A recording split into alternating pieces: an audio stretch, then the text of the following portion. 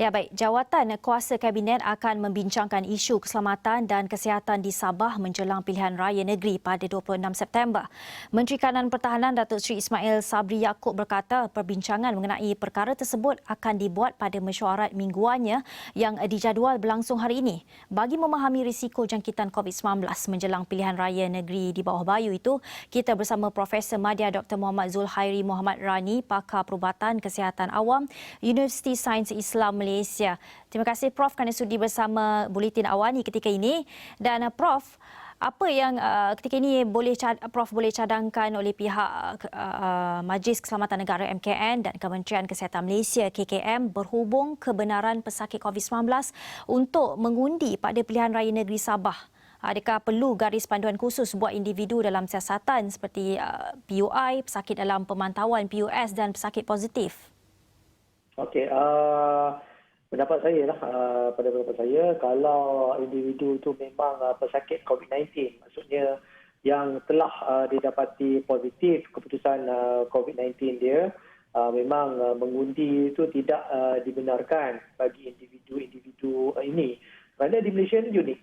Berbanding dengan negara-negara lain, ada setengah negara yang positif COVID-19 pun tidak perlu dimasukkan ke ward. Admission ke ward itu tidak perlu. Mereka hanya di kuarantin di rumah. Tetapi di Malaysia ni semua pesakit COVID-19 positif, kita masukkan ke ward, kita asingkan, kita bagi rawatan. Itu pesakit COVID-19. Dan juga pesakit ni buat masa ini memang tidak dibenarkan untuk mengundi pada pilihan raya ini.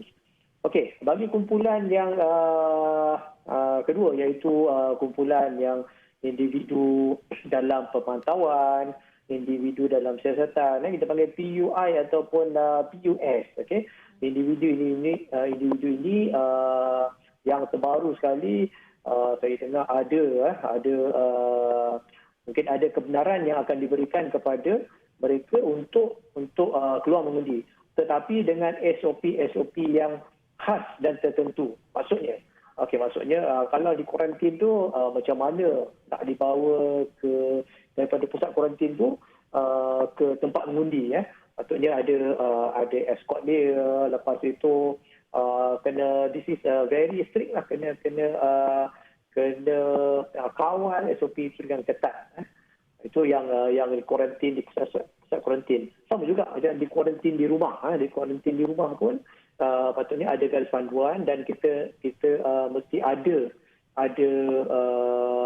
yang risau ni sebenarnya daripada tempat kediaman dia atau tempat kuarantin dia ke tempat mengundi, dan juga semasa mengundi dan kemudian balik. Itu sepatutnya ada escort, ada SOP yang lain, dan juga saluran dia lain daripada individu yang biasa ni, iaitu pengundi biasa. Yang itu dia punya garis panduan dia lah. Saya pun harapkan garis panduan ini diikuti dan dijalankan. Ya, Prof, seorang pemimpin parti politik dilaporkan positif COVID-19 lepas berkempen di kawasan Parlimen Sibitang. Bagaimana Prof melihat kadar risiko jangkitan ketika ini di Sabah? Okey, kadar risiko jangkitan itu memang ada. Macam sebenarnya pada saya, sama ada dia berkempen ke ataupun kita keluar ke pusat membeli belah, kita makan di restoran, semua ada risiko dia. Tetapi risiko ini sebenarnya boleh dikurangkan. Boleh dikurangkan dengan mengamalkan penjarakan fizikal, membasuh tangan dengan kerap, elakkan bersalaman, berpelukan.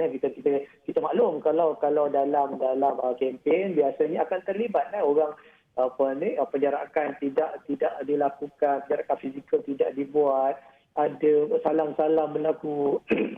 Ada kita juga tidak mencuci tangan dengan kerap, dan mungkin ada individu yang hadir bersama pada waktu itu pun dalam keadaan yang tidak sihat. Jadi ini adalah risiko yang sebenarnya memang ada, tetapi boleh dikurangkan.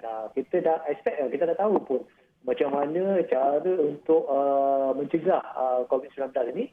dalam sama ada berkempen ataupun tidak berkempen, sebab COVID-19 ni memang dah ada dalam komuniti kita. Jadi Prof, risiko kalau kita tengok sekarang ni memang tinggilah. Kalau kita tengok kadar sekarang ni setiap hari kan tinggi di Sabah, di Kedah kan. Jadi dia memang ada risiko lah.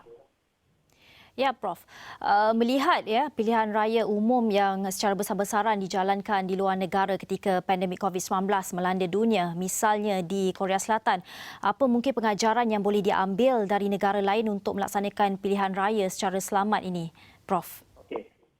Pilihan raya sama kalau kita tengok Korea Selatan ni menarik daripada awal-awal lagi. Korea Selatan adalah antara negara yang berjaya membendung penularan wabak COVID-19 dengan jayanya. Jadi disiplin, pertamanya disiplin yang tinggi oleh rakyat ataupun pengundi di sana. Itu yang kita boleh menjadi contoh selain daripada garis panduan. Okey, garis panduan ada. Kalau kita buat garis panduan, okey, penjarakan fizikal perlu, tidak boleh bersalaman, tidak boleh berpelukan, ataupun bila kita sampai ke tempat mengundi itu, kita ada hand sanitizer sebelum kita gunakan alat tulis, selepas kita membuang undi dan sebagainya.